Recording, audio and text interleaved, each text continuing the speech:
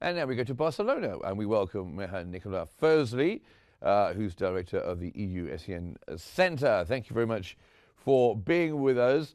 So, how decisive is G7 recognition, or these few countries for G7 recognition, when Israel's occupation machinery remains intact on the ground? Delighted to join you today, and coming after Peter Roth, who's also a realist. I'm afraid I'm also going to talk in a highly neo-realistic way, by which I mean it's not very relevant. It's symbolically, it's fairly strong. One has to admit that, especially Britain, and to a lesser extent, Canada, because countries like France or Italy, for example, are on the record for having said long ago that, quote unquote, they longed to recognize a fully functional Palestinian state, and that they believe that the whole of the West Bank and the whole of the Gaza Strip should be in the hands of the Palestinian government headquartered in Ramallah. So that has been the position of the Vatican, of the Italian government, and the French government, working in concert around that idea for more than 60 years. So in reality, unlike that media hype, liberal media hype, there's nothing much new in the position of Macron. It's 1% new and 99% propaganda. The real shift is London and Ottawa. So that's a real shift, and London is the big shift. So it's symbolically important, what the British said, even though one gets the feeling that they said it reluctantly, because in a very bizarre manner, Keir Starmer did not say it within a positive framework. He did not say, we long to, we want to, we desire to recognize, blah, blah, blah. He said, if there is no ceasefire rapidly, and I'm blaming the Israelis for the lack of a serious ceasefire, then as a punishment, we will recognize the Palestinian state. So the wording coming from the Foreign Office and 10 Downing Street is very bizarre. It was very, very bizarre. It was a very strange way to do it. Either you're going to recognize Palestine and you believe that Palestine should be its own state, or you don't. I mean, like, there is no in between. Well, exactly. So regardless of the very bizarre rhetorics coming from the Foreign Office and 10 Downing Street, it is a shift. It is a marked shift. Because after all, Britain is the country, of the Balfour Declaration. So romantically, symbolically, it has a meaning. But in reality, on the ground, it has very little impact. Because, when President Trump entered the White House 7 months ago now, the world moved to a new era, the age of geoeconomics. You have that great new game, or new great game, pitting Beijing against America. It's a techno-industrial and military race. And really, increasingly, the Brits and the Europeans are out of the race. We saw it clearly for Trump to pressure the Europeans. And until then, they were delusional. They believed that they were equal to America. I mean, some experts in Paris and Berlin were saying that they were superior to America, bigger, richer, better. And many British experts, you may recall, were crying about the evilness of Brexit, blah, blah, blah.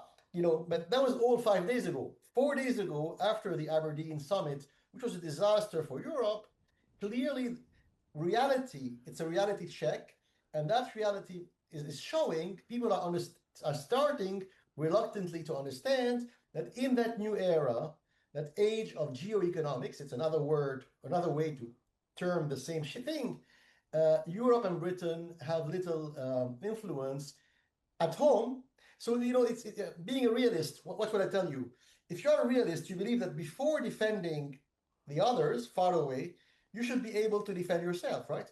And 4 days ago in Aberdeen, it was obvious to the whole world that the poor Europeans were unable to defend German industry, French industry, Italian industry.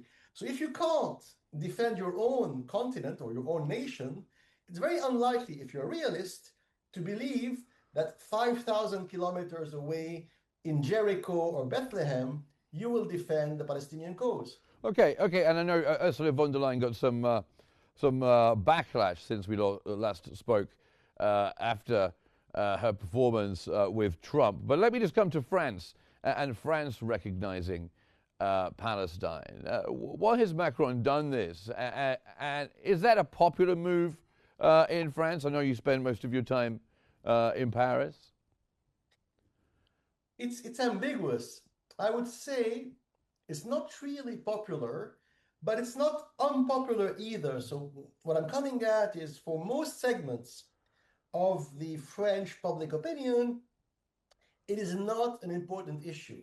So I would say in other European countries like Britain or Spain or Italy or Ireland, if you read opinion polls, you know, the average Irish or English or whatever Spaniard is more excited about the Palestinian cause or the Israeli cause than the average Frenchman. To a large extent, many French people are indifferent. The problem that Macron has, you know, it's timing. The timing is not innocent. So he's saying that he will go to the UN Security General Assembly on September 16 or 17 and deliver a beautiful speech in the name of France or the galaxy or the universe, recognizing the Palestinian state. And of course, by coincidence, September is the moment when when Macron is likely to dissolve parliament one more time and to call early parliamentary elections because his majority is holding by a thread. He has no real majority in the House of Commons, in French Parliament. There are defections within his own party on a daily basis. So by the end of September, Macron will be forced, very likely, to dissolve parliament. Early October, we'll have new parliamentary elections in France. And if Macron's party gets a very low return, in all likelihood, he may be forced to resign. There is a constitutional ambiguity if you read French constitution, but there is a chance that Macron will be forced to resign in early October of this year. So that, you know, that whole Palestine, you know, I think for him, Palestine is like Ukraine. In reality, Macron doesn't really care about, you know, Dnipropetrovsk or Kharkiv. And for him, you know, Bethlehem and Ramallah are the same. It's a pretext to try to invent for himself a role which he no longer has, I'm afraid. But so you're saying there that perhaps it's a possibility that one of his last acts as president before having to resign might be making France recognize Palestine. It could be maybe his legacy that he's looking at. But let's come to Canada. Canada links recognition of Palestine to the Palestinian elections, and they have to exclude Hamas. Do you think, I mean, they're supposed to recognize Palestine in September before that actually happens. What do you think Ottawa are up to? What's Mark Carney's game here, do you think? So I think Mark Carney's game is more surprising than Macron's. You know, once again, you know, Macron's game was predictable because there is a French tradition of support for the PLO even before Arafat moved to Ramallah. In Ottawa's case, it's more bizarre or more surprising. I think it was done in sync with London. So I think it's clearly a coordinated Carney-Starmer thing. I don't think that they decided separately. I think they discussed it at length, the Canadians and the Brits, and they decided to announce it practically the same day. So it's a concerted Anglo-Canadian thing, which they're doing. So to make a long story short, I think it has to be interpreted within two frameworks. One of them is the rivalry between Carney and Trump, and as Peter Roth said earlier, there is theatrics behind it, and I think Carney is trying to market himself as a rival to Trump. I think it's very foolish and very dangerous for the Canadian economy because by provoking Trump, he's playing with fire. So one dimension is I am Mark Carney, I'm different from Trump. There's a different angle, which is Ukraine. In Canada, there is a sizable Canadian-Ukrainian community. There's a big bloc, and in many important circumscriptions, very important seats in Parliament in Ontario, Quebec, Alberta, there are Ukrainian voters who are practically swing voters, right? So I think that's why Justin Trudeau and Mark Carney are pro-Ukrainian. It has very little to do with international law or morality. I think they couldn't care less if Eastern Ukraine goes to Russia or to Ukraine, but because there are influential Ukrainian voters, the Liberal Party cynically behaved that way and stood squarely against Russia. I think now the same is happening in many seats, many marginal seats in the big metropolitan areas of Quebec, Ontario, but also Alberta and British Columbia. Muslim voters, Muslim Canadians, they represent 8, 9, 10, 15% of the electorate, so they can swing the vote one way or another. So I think it's also, from the part of the Liberal Party, linked to domestic politics, cementing the Liberal coalition and making sure that just like the Ukrainians vote for, the party of Trudeau and Carney, Arab Canadians or Muslim Canadians or Pakistani Canadians will do the same in the future. So I think it's playing community politics at the expense of cold rationality. Now, I'm not saying that recognizing Palestine is a bad thing, quite the contrary, but I'm saying the way Carney is doing it is not very smart. That's very cynical of you, Nick, to think that politicians are thinking of politics like that in such a big issue. But let's go to the crux of the matter, though. 4 or 5, even if there is 4 or 5 permanent Security Council seats at the UN who recognize Palestine, it's never going to get through officially, is it? Because the US is always going to veto. Yes, you are absolutely right. But there's another metric which I think is fascinating because it's a metric which changed dramatically in the past 12 months. And most people didn't realize it. And I think it's wrong because in the age of geoeconomics, the age of Trump, that metric is number 1. And that's why Trump is obsessed by the NASDAQ and the S&P and the Dow Jones Index. Because what's the market cap? It's the value of a particular company.